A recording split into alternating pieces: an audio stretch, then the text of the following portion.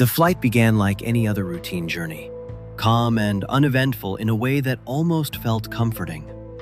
The airport had been busy but organized, with the usual lines, announcements, and quiet impatience that comes with air travel. By the time boarding started, nothing felt unusual. Passengers moved in a steady line, placing their bags in overhead compartments and settling into their seats with the familiar rhythm of a normal flight. The cabin lights were soft, the air cool, and the distant hum of the engines created a steady background noise that made everything feel secure.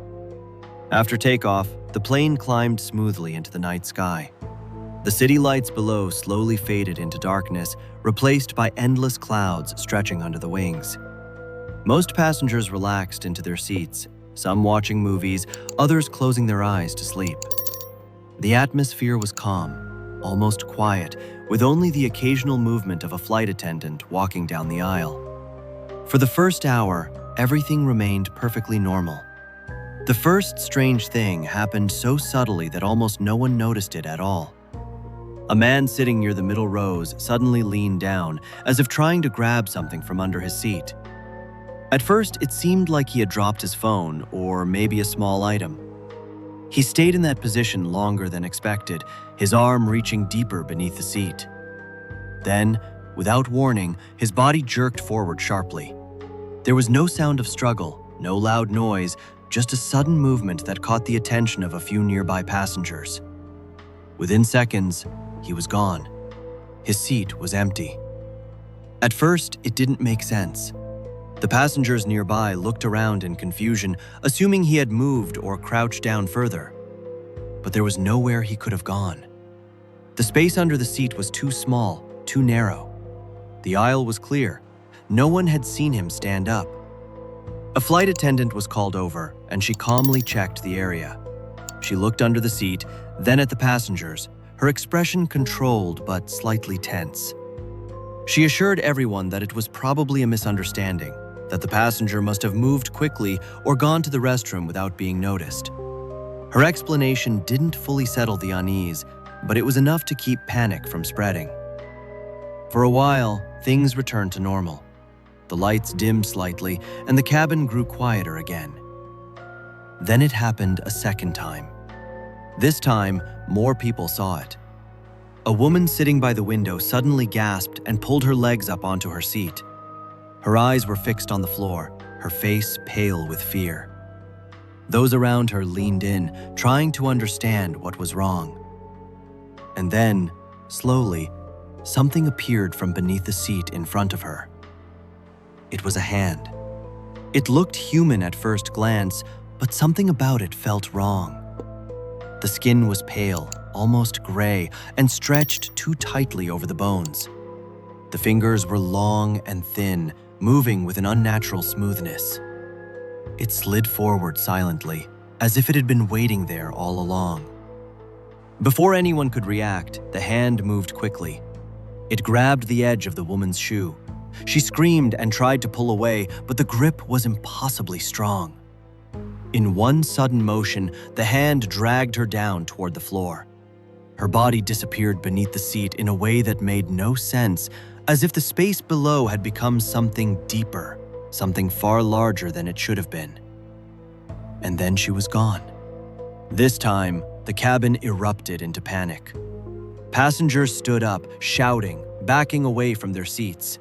Some tried to move toward the front of the plane, while others pressed themselves against the aisle, afraid to go near the floor.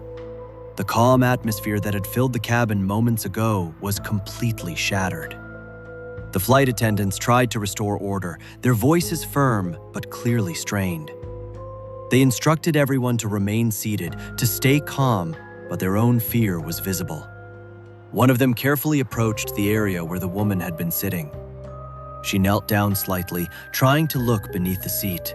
Nothing was there, just empty space, exactly as it should have been. For a brief moment, it almost felt like it hadn't happened at all. Then the hand appeared again. This time it came from a different row. A passenger shouted and pointed as the same pale hand slid out from beneath another seat, moving slowly across the floor. It didn't rush. It didn't hesitate. It simply moved, searching, as if choosing its next target. The cabin lights flickered once. That was when the realization spread through everyone at once.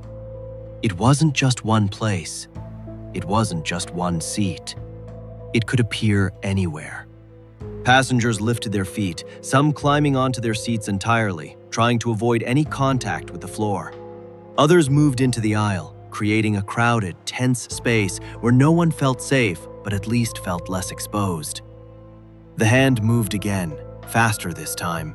It grabbed another passenger by the ankle before he could react. He tried to hold on to the seat, his body resisting with all its strength, but it didn't matter. He was pulled down just as quickly as the others, disappearing without a trace. The panic grew louder, more desperate. People were crying, shouting, trying to move away, but there was nowhere to go. The plane was still thousands of feet above the ground, sealed and inescapable. And the hand kept appearing. It never showed more than itself. No arm, no body, nothing that explained where it came from. Just that same pale, unnatural hand reaching out from beneath the seats, dragging people away, one by one. Time seemed to stretch, each second filled with fear and uncertainty. The number of passengers slowly decreased, the once full cabin becoming emptier in a way that felt impossible. Then, just as suddenly as it had begun, it stopped. The hand disappeared. No more movement came from beneath the seats. No more sudden attacks. The cabin fell into a strange, heavy silence, broken only by the sound of breathing and distant engine noise. No one moved. Minutes passed, then more. Eventually, the pilot's voice came over the intercom, calm but slightly shaken. He announced that the plane would be making an emergency landing. There was no explanation, no details, just a steady instruction to remain seated and prepare for landing. No one questioned it. The plane descended through the clouds, the ground slowly coming into view. The landing itself was smooth, almost normal, as if nothing had happened at all.